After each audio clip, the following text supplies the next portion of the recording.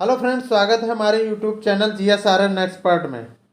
तो फ्रेंड्स, आज हम पर्यावरण अध्ययन से संबंधित प्रैक्टिस सेट 5 लेकर आए हैं और जिसमें 30 क्वेश्चंस इंक्लूड हैं। तो फ्रेंड्स, ये 30 क्वेश्चन डिस्कस करेंगे जो कि आपके सीटेट एग्ज़ाम के लिए बहुत ही इम्पोर्टेंट वीडियो हो सकती है, अर्थात बहुत ही इम्पोर्टेंट वीडियो है। तो फ्रेंड्स, यदि आपको वीडियो अच्छी लगे तो वीडियो को लाइक करें और चैनल को सब्सक्राइब करें। तो इसमें बहुत ही इम्पोर्टेंट क्वेश्चंस हैं और ये लास्ट वीडियो है पर्यावरण अध्ययन से संबंधित। तो फ्रेंड्स, समय को न वेस्ट करते हुए शुरू करते हैं। Question number 61। पर्यावरण अध्ययन की पाठ्य पुस्तकों में अभ्यास एवं गतिविधियों को खाली स्थान यानी क्या उपलब्ध कराना चाहिए। यहाँ पर क्या फिल किया जाएगा? पाठ के अंत में, प्रकरणों में अंतर्निर्मित, पुस्तक में अलग अलग स्थानों पर, इकाई के अंत में। तो इसका करेक्ट आंसर क्या होगा? तो फ्रेंड, पर्यावरण अध्ययन की पाठ्य पुस्तकों में अभ्यास एवं गतिविधियों के प्रकरणों में अंतर्निर्मित उपलब्ध कराना चाहिए। तो इसका करेक्ट आंसर क्या होगा? Option B will be the right answer. Next question number 62। पर्यावरण अध्ययन के शिक्षकों को विशेष पुस्तकों और परीक्षाओं पर ध्यान देना चाहिए। बच्चों के दृष्टिकोण को स्वीकार करना एवं सम्मान देना चाहिए। अभिभावकों के विचारों को स्वीकार करना एवं सम्मान देना चाहिए। विशेषता प्रयोगों पर ध्यान देना चाहिए। करेक्ट आंसर क्या होगा? पर्यावरण के शिक्षक को विशेषता प्रयोगों पर ध्यान देना चाहिए, क्योंकि पर्यावरण शिक्षा की सबसे प्रभावशाली विधि प्रयोगशाला विधि है और इस विधि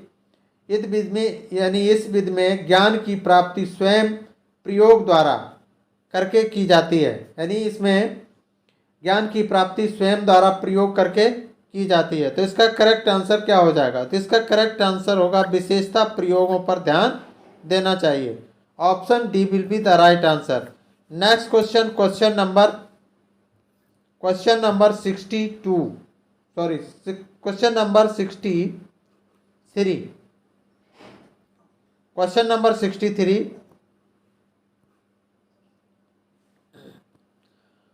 प्राथमिक स्तर पर बच्चे का आकलन करने का सर्वश्रेष्ठ तरीका किसका प्रयोग करना है?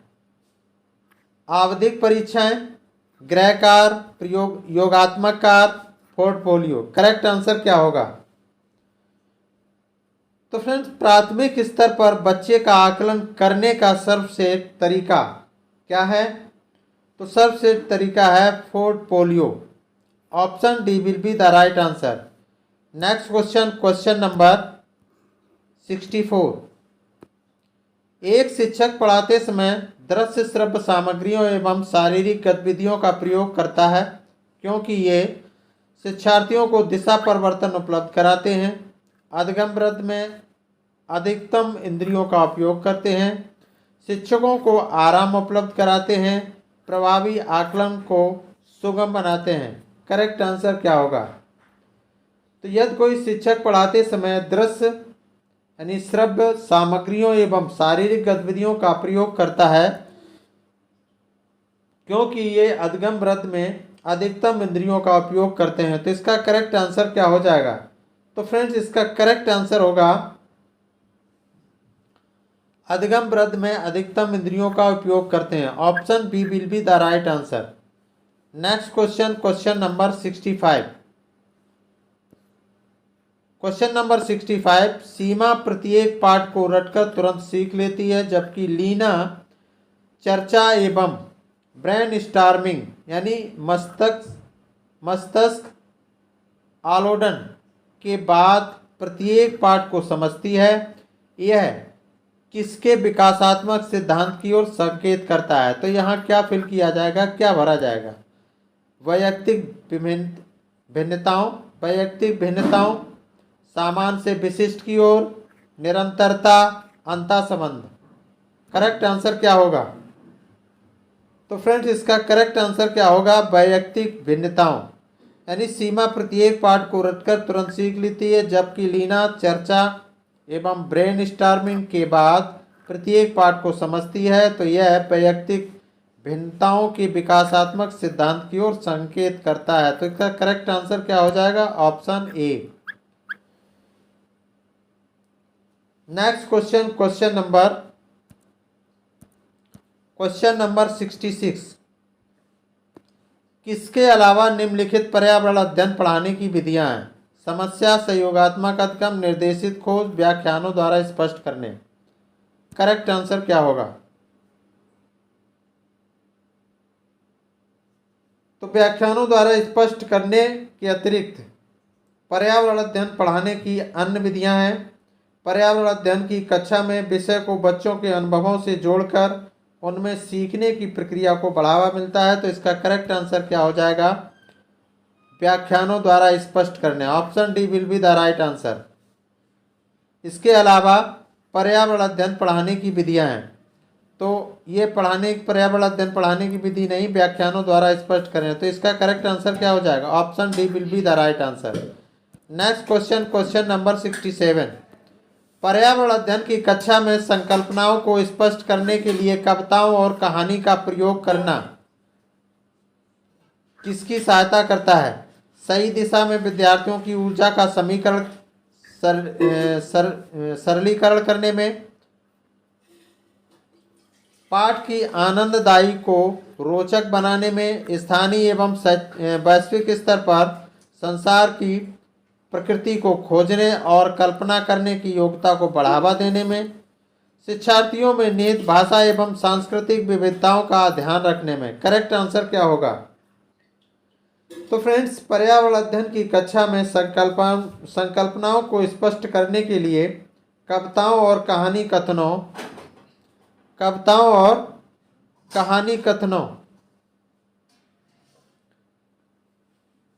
प्रयोग करने से बालकों में स्थानीय एवं वैश्विक स्तर पर संसार की प्रकृति को खोजने और कल्पना करने की योग्यता को बढ़ावा देने में सहायता होती है। तो इसका करेक्ट आंसर क्या हो जाएगा? तो फ्रेंड्स इसका करेक्ट आंसर होगा ऑप्शन सी, स्थानीय एवं वैश्विक स्तर पर संसार की प्रकृति को खोजने और कल्पना करने की सहायता को बढ़ावा देने में। तो इसका correct answer option C will be the right answer. Next question, question number 68। यह इंपॉर्टेंट क्वेश्चन है। डिसलेक्सिया मुख्यतः किसकी समस्या के संबंधित है? किसकी समस्या के साथ संबंधित है? बोलने और सुनने, पढ़ने, सुनने। करेक्ट आंसर क्या होगा? तो फ्रेंड डिसलेक्सिया में तो किससे संबंधित है? तो ये संबंधित है, किससे संबंधित है डिसलेक्सिया? तो फ्रेंड्स ये पढ़ने से संबंधित है। Option C will be the right answer. Next question, question number 69। सहयोगात्मक अधिगम में पुराने एवं अधिक दक्ष विद्यार्थी छोटे एवं कम कुशल विद्यार्थी का आकलन करते हैं। इसका परिणाम है उच्च नैतिक विकास, समूहों में द्वंद्व, गहन प्रतियोगिता, उच्च उपलब्धि और स्वगरिमा। करेक्ट आंसर क्या होगा?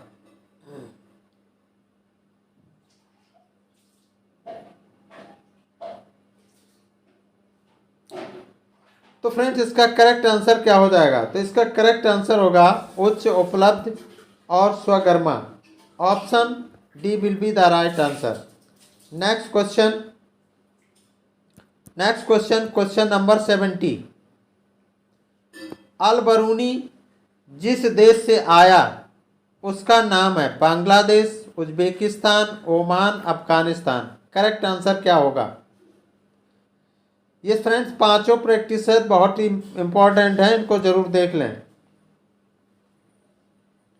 तो इसका करेक्ट आंसर क्या होगा? तो फ्रेंड्स इसका करेक्ट आंसर हो जाएगा Uzbekistan. Option B will be the right answer.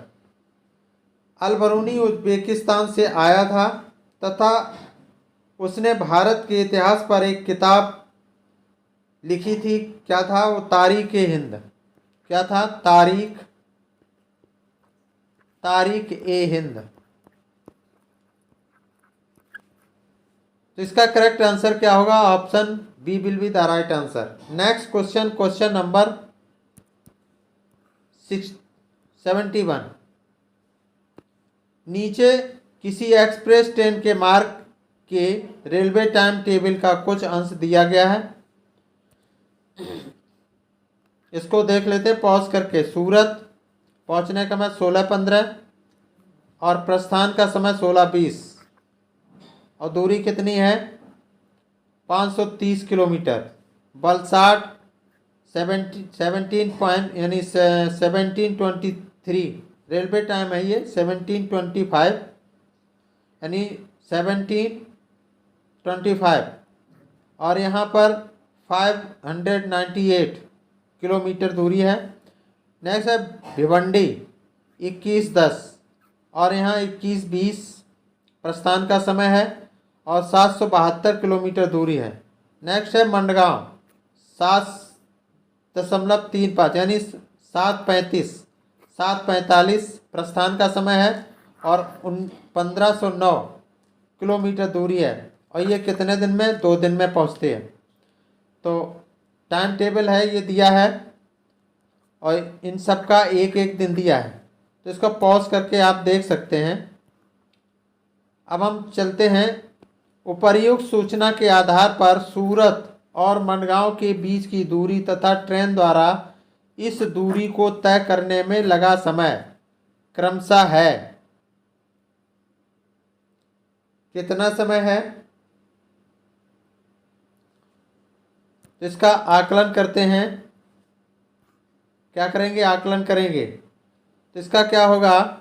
979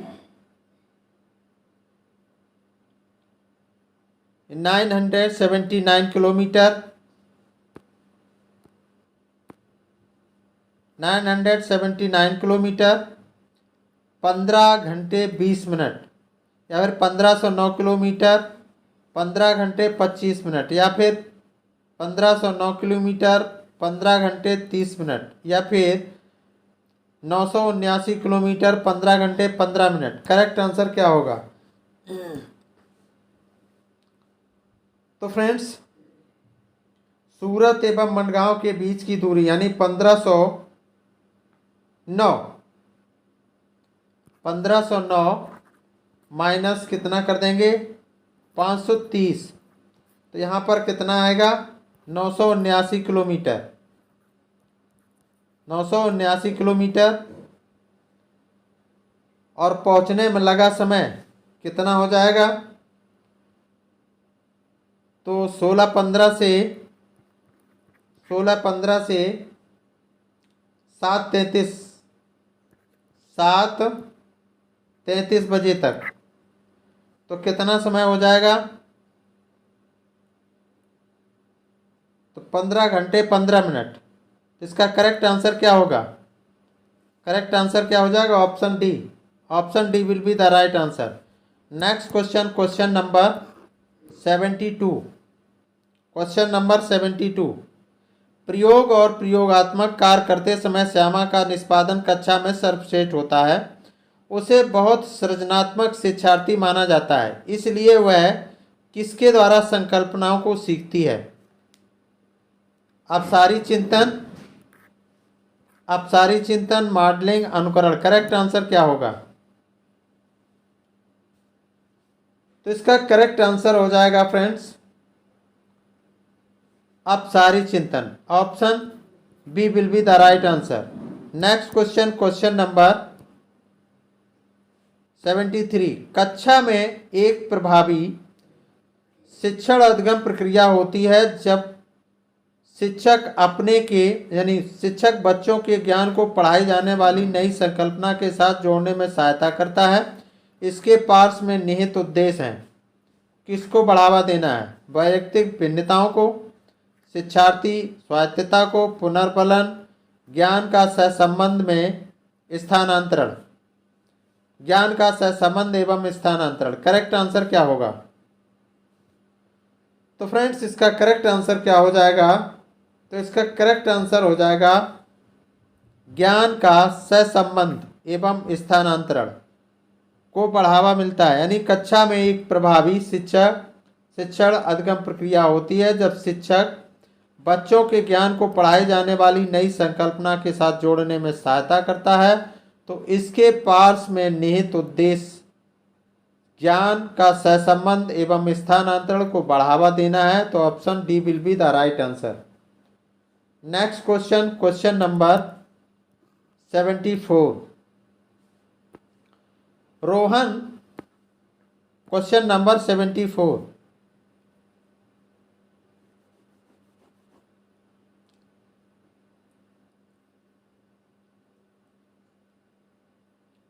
Rohan के विद्यालय में एक विज्ञान प्रदर्शनी का आयोजन किया गया।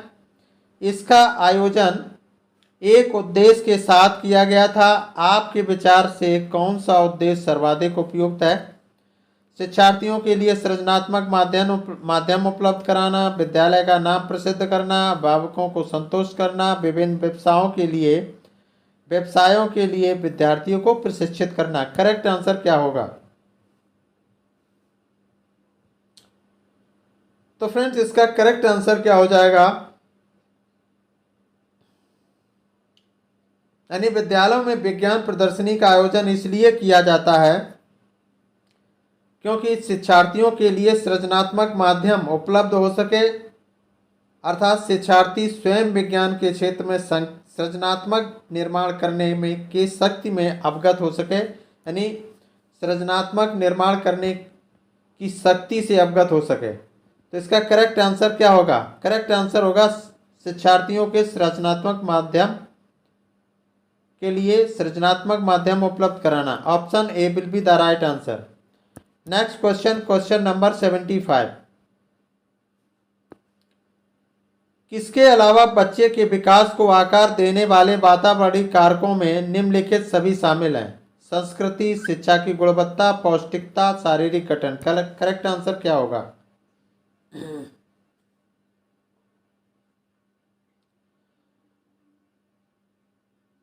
तो शारीरिक गठन के अलावा बच्चे के विकास को आकार देने वाले वातावरणीय कारकों में सभी शामिल हैं। तो वातावरणीय कारकों में संस्कृति, शिक्षा की गुणवत्ता, पौष्टिकता शामिल है, लेकिन शारीरिक गठन शामिल नहीं है। तो इसका करेक्ट आंसर ऑप्शन डी होगा। Next question, question number 76। कासा ब्रांच के विषय में जिसका उपयोग गोलकुंडा के किले में मिली तोप में किया गया था, सही कथन चुनिए। कांसा तावा, कांसा तावा कॉपर तथा जस्ता यानी जिंक की मिश्र धातु है। कांसा तावा कॉपर तथा टिन की मिश्र धातु है। कांसा तावा तथा प्लेटिनम की मिश्र धातु है। कांसा एक तत्व है। करेक्ट आंसर क्या होगा? तो फ्रेंड इसका करेक्ट आंसर हो जाएगा कांसा तावा कॉपर तथा टिन। कांसा तावा कॉपर तथा टिन की मिश्र धातु है। Option B will be the right answer. Next question, question number 77। एक ही तरह की फसल बार बार उगाने और बहुत से रसायनों का उपयोग करने में मृदा बंजर हो जाती है, किसी विशेष फसल के लिए उपयोगी बन जाती है, सिंचाई के लिए उपयुक्त बन जाती है और उर्वरक उपजाऊ बन जाती है। करेक्ट आंसर क्या होगा? ये फ्रेंड्स पांचों वीडियो जो अभी हमने प्रैक्टिस सेट डाले हैं, अलग अलग हिंदी के भी शायद होंगे, आप पढ़ जाएं। इनमें कुछ ना कुछ निश्चित मिलेगा। वैसे तो हो सकता है सभी मिल जाएं, लेकिन घुमा फिरा कर इसी से क्वेश्चन में बने हुए नजर आएंगे। क्या होगा करेक्ट आंसर? ये तो दोबारा पिछले उसमें प्रैक्टिस सेट में पढ़ा चुके हैं, इसको दोबारा हो गया ये। तो एक ही सतह की फसल बार बार उगाने और बहुत से रसायनों का उपयोग करने से क्या होगा कि मृदा बंजर हो जाती है। Option A will be the right answer. यानी क्योंकि एक ही फसल अधिक रसायन के उपयोग से मृदा की उर्वरकता खत्म हो जाती है। तो इसका करेक्ट आंसर क्या होगा? Option A. Next question, question number 78। निम्नलिखित में से लेह तथा और लद्दाख के मकानों की विशिष्टताएं चुनिए। पेड़ के तनों से बनी लकड़ी के ढालू के छत्ते, निचली मंजिल में कोई खिड़की नहीं, पत्थर, मिट्टी और चूने से बनी मोटी दीवारें, लकड़ी के फर्श। तो लेह और लद्दाख के मकानों की विशेषताएं कौन कौन सी हैं?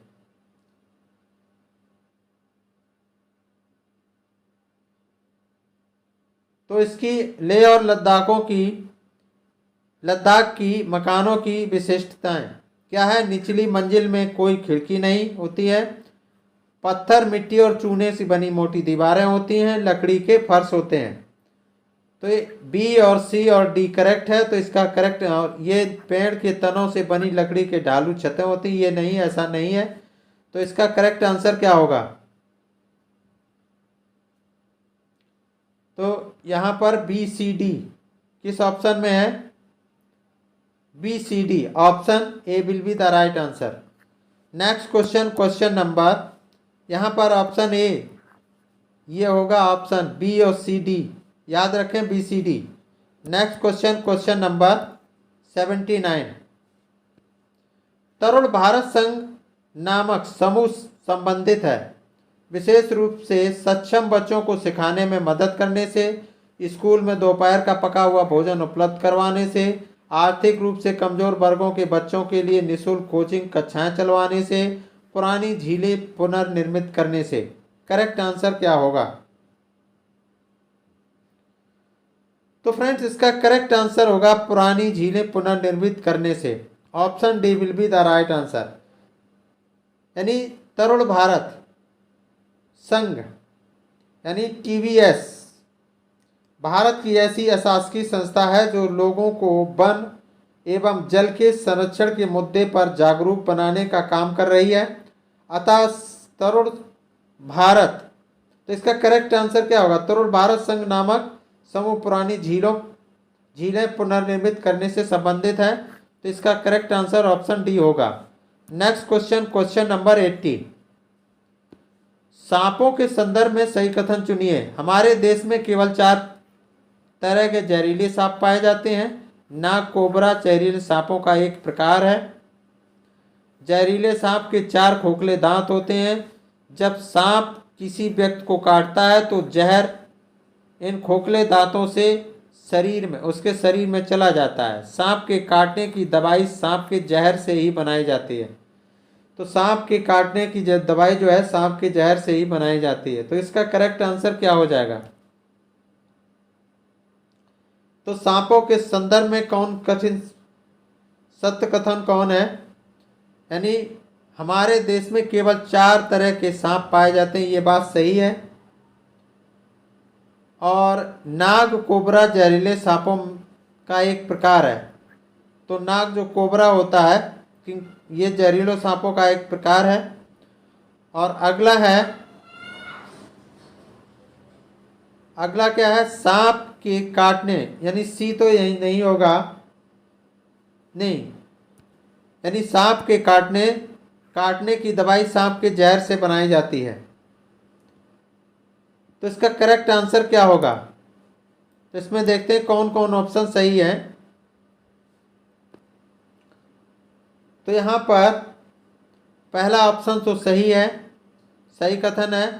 दूसरा भी सही है और यहाँ पर तीसरा भी सही है। तो संदर्भ में, सांपों के संदर्भ में 3 ऑप्शन सही कथन है। तो इसका करेक्ट आंसर क्या हो जाएगा?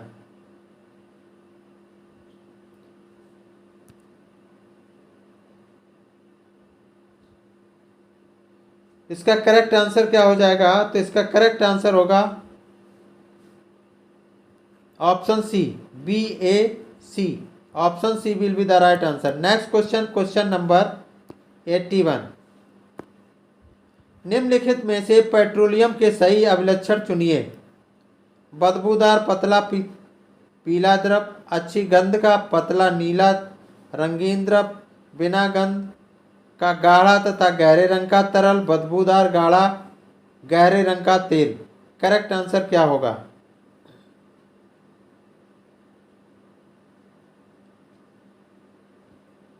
तो फ्रेंड्स इसका करेक्ट आंसर क्या हो जाएगा? इसका करेक्ट आंसर होगा बदबूदार गाढ़ा गहरे रंग का तेल। Option D will be the right answer. Petroleum एक अत्यधिक उपयोगी पदार्थ है जिसका उपयोग दैनिक जीवन में बहुत अधिक होता है और इसका निर्माण कोयले की तरह वनस्पतियों के प्रतिवेग के नीचे दबे हुए या दबने और कालांतर से यानी बहुत समय में इसके ऊपर उच्च दाब तथा ताप के आपतन के कारण हुआ है। प्राकृतिक रूप से पाए जाने वाले पेट्रोलियम को अपरिष्कृत तेल यानी कर्ड ऑयल कहते हैं। जो पेट्रोलियम जो आप प्राकृतिक रूप से पाया जाने वाला जो पेट्रोलियम होता है उसको अपरिष्कृत तेल कहा जाता है। और इस ये जो काला रंग का गाढ़ा द्रव होता है पेट्रोलियम के सही अपलक्षण बदबूदार। तो इसका सही अपलक्षण क्या है? बदबूदार गाढ़ा गहरे रंग का तेल होता है। तो इसका करेक्ट आंसर क्या होगा? Option D. Next question, question number 82। निम्नलिखित में से रोगों का वह समूह चुनिए जो मच्छरों से फैलता है। Malaria chikungunya, dengue malaria chikungunya, malaria हैजा म्यादी बुखार, मलेरिया डेंगू हैजा। करेक्ट आंसर क्या होगा? तो फ्रेंड्स ये मच्छरों के फैलने से जो रोग, मच्छरों के काटने वाले जो फैलने वाले रोग जो होते हैं, मच्छरों से फैलने वाले रोग, उनमें डेंगू भी होता है, मलेरिया चिकनगुनिया डेंगू। तो कौन कौन होते हैं? Dengue malaria chikungunya. तो option B will be the right answer. Option B correct answer होगा। डेंगू क्या है? एक उष्णकटिबंधीय रोग है जो एडिस एजिप्टी मच्छरों के काटने से होता है। किसके? एडिस इजिप्टी के काटने से होता है। और मलेरिया जो है एक वाहक जनित का संक्रामक रोग है जो प्रोटोजोआ यानी प्रोटोजोआ परजीवी द्वारा फैलता है। किसके द्वारा? प्रोटोजोआ परजीवी द्वारा फैलता है। नेक्स्ट है चिकुनगुनिया क्या है? चिकुनगुनिया लंबे समय तक चलने वाला जोड़ों का दर्द वाला रोग है और इस रोग का उग्र चरण तो मात्र 2 से 5 दिन होता है। कितना? 2 से 5 दिन के लिए चलता है, लेकिन जोड़ों का दर्द लंबे समय तक चलता है। यह एडीज मच्छर के काटने से होता है। किसके मच्छर? कौन से मच्छर काटने से होता है? एडीज यानी एडिस मच्छर के काटने से होता है। तो फ्रेंड्स इसका करेक्ट आंसर क्या होगा? Option B will be the right answer. Next question, question number 83। Madhubani चित्रों को बनाने के लिए चित्रकारों द्वारा उपयोग किए जाने वाले रंग होते हैं। अति उत्तम गुणवत्ता के फाइबर पेंट, सोने चांदी को घोलकर बनाए गए पेंट, पिसे हुए चावल के रंगीन घोल, विशेष प्रकार के बने पोस्टर रंग। करेक्ट आंसर क्या होगा? तो इसका करेक्ट आंसर होगा पिसे हुए चावल के रंगीन घोल। Option C will be the right answer. Madhubani चित्रकला मिथिलांचल क्षेत्र जैसे बिहार के दरभंगा, मधुबनी एवं नेपाल के कुछ क्षेत्रों में प्रमुख चित्रकला है और इसके रंगों को बनाने के लिए घरेलू चीज़ों का प्रयोग करते हैं। हल्दी, केले के पत्ते, पीपल की छाल, पिसे हुए चावल आज के द्वारा इसका जो है तो ये रंगीन घोल बनाया जाता है। तो इसका करेक्ट आंसर क्या होगा? Option C will be the right answer. Next question, question number 84। Question number 84। एक पब्लिक स्कूल में प्रत्येक कक्षा में लगभग 2 से 3 बच्चे आवश्यकता वाले हैं। कुछ बच्चे शारीरिक या मानसिक रूप से विकलांग बाधित हैं। ये बच्चे अन्य बच्चों के साथ उसी कक्षा में एक साथ पढ़ते हैं। उपर्युक्त पब्लिक स्कूल निम्न में से किसका अनुपालन करता है? समावेशी शिक्षा, समवयस्क शिक्षा, प्रतिपूरक अधिगम, सतत एवं व्यापक मूल्यांकन। करेक्ट आंसर क्या होगा?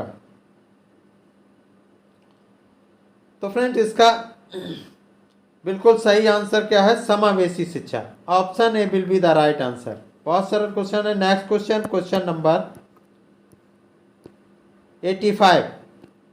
गैसीय अपशिष्ट है सब्जी एवं फलों के छिलके, घरों की नालियों का गंदा पानी, खेत खलिहानों से निकलने वाला कचरा, लकड़ी कोयला के से जलने वाला धुआं। करेक्ट आंसर क्या होगा? गैसीय अपशिष्ट क्या है?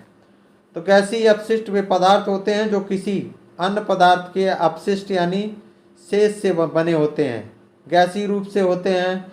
इसमें पर्यावरण से इनमें प्रदूषण होता है, ठीक है, यानी इससे जो है पर्यावरण में प्रदूषण फैलता है जो मुख्यतः वायु प्रदूषण का कारण बनता है। गैसीय अपशिष्ट कौन कौन से हैं? गैसीय अपशिष्ट कौन बोले जाते हैं? लकड़ी कोयले जलते वाला धुआं, यानी लकड़ी के कोयले से जलता हुआ धुआं, और औद्योगिक क्षेत्रों के चिमनियों का धुआं, जंगल में लगने वाली आग से निकलने वाला धुआं। तो इसका करेक्ट आंसर क्या होगा? तो इसका करेक्ट आंसर होगा लकड़ी कोयला जलने वाला धुआं। Option D will be the right answer. Next question, question number 86। एक पश्मीना शॉल लगभग साधारण स्वेटरों के बराबर गर्म होती है, साधारण स्वेटरों के बराबर गर्म होती है तथा एक साधारण पश्मीना शाल को बुनने हेतु घंटों का समय लगता है। कितने घंटों का समय लगता है?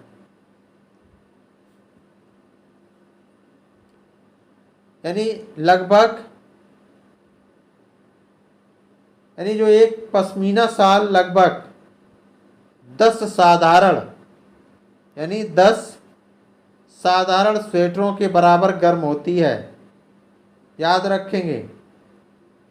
और एक साधारण पश्मीना शाल को बुनने में कितने घंटे लगते हैं?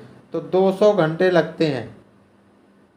कितने घंटे? 200 घंटे। तो इसका करेक्ट आंसर क्या होगा? Option D. Next question, question number 87। सरता की शिक्षिका उसे विभिन्न सामूहिक गतिविधियों में शामिल रखती है, जैसे समूह चर्चा, चर्चा, समूह परियोजना आदि। उसकी शिक्षिका सीखने के किस आयाम का अनुमान कर रही है? भाषा निर्देशित सीखना, प्रतियोगिता आधारित सीखना, सामाजिक गतिविधि के रूप में सीखना, मनोरंजन द्वारा सीखना। करेक्ट आंसर क्या होगा? करेक्ट आंसर क्या होगा?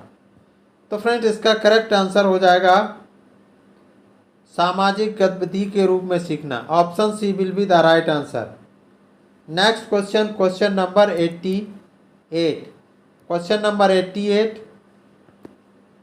नेपेंथीज एक ऐसा पौधा है, तो ये कैसा है?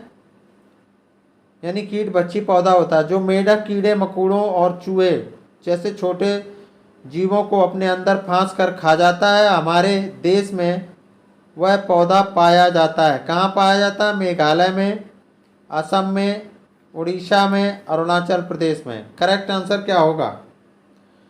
तो फ्रेंड्स नेपेंथीज जो है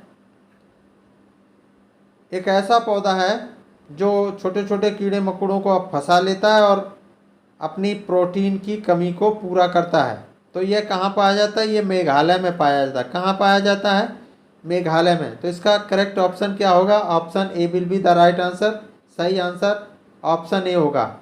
next question, question number 89। Question number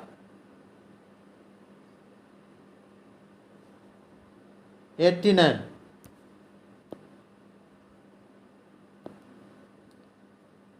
तो फ्रेंड्स इसमें देख लेते हैं, इसमें जो नेपेंथीज यानी जो कीट बच्ची पौधे होते हैं ये नाइट्रोजन की पूरा करते हैं अपना, यानी उनका कीटों का भक्षण करके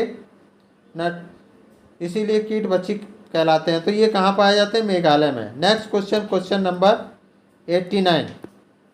उसे चुनिए जो अन्यों से भिन्न है। पैराफिन मोम, ग्रीस, कोयला, पेट्रोल। करेक्ट आंसर क्या होगा? तो यहाँ पर कोयला इनसे भिन्न है। पैराफिन मोम, ग्रीस, पेट्रोल ये इनसे भिन्न है। पैराफिन मोम और ये पेट्रोल जो है पेट्रोलियम के उत्पाद हैं, पेट्रोल से उत्पन्न होते हैं, जबकि कोयला पेट्रोलियम में नहीं पाया जाता है, पेट्रोलियम से नहीं निकलता है। तो इसका करेक्ट आंसर क्या होगा? Option C will be the right answer. Next question, question number 90। Bihar के गांवों में बहुत से किसान अतिरिक्त धन कमाने के लिए मधुमक्खी पालन करके शहद एकत्रित करने का कार्य करते हैं। मधुमक्खी पालन शुरू करने का सबसे अच्छा समय है अप्रैल से जून, जुलाई से सितंबर, अक्टूबर से दिसंबर, जनवरी से मार्च। करेक्ट आंसर क्या होगा? तो बिहार के गांव में बहुत से किसान अतिरिक्त धन कमाने के लिए मधुमक्खी पालन करके शहद एकत्रित करने का कार्य करके धन कमाते हैं। मधुमक्खी पालन के लिए सबसे अच्छा समय कौन सा है? अक्टूबर से दिसंबर। अक्टूबर से दिसंबर। Option C will be the right answer. नहीं, ऑप्शन सी सही उत्तर होगा। तो फ्रेंड्स, आई होप आपको वीडियो पसंद आई होगी, तो वीडियो को लाइक करें और चैनल को सब्सक्राइब करें। Thanks for watching the video. Video को वॉच करने के लिए आपको बहुत बहुत धन्यवाद। फिर मिलते हैं नेक्स्ट वीडियो के साथ, हिंदी के क्वेश्चंस के साथ, प्रैक्टिस हिंदी के प्रैक्टिस सेट के साथ।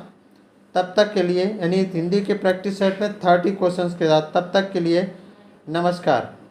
और फ्रेंड्स, पढ़ते रहिए, ये वीडियो अवश्य देख के जाएँ, बाल विकास और पर्यावरण से संबंधित। तो फ्रेंड्स, फिर मिलते हैं नेक्स्ट वीडियो में, तब तक के लिए नमस्कार।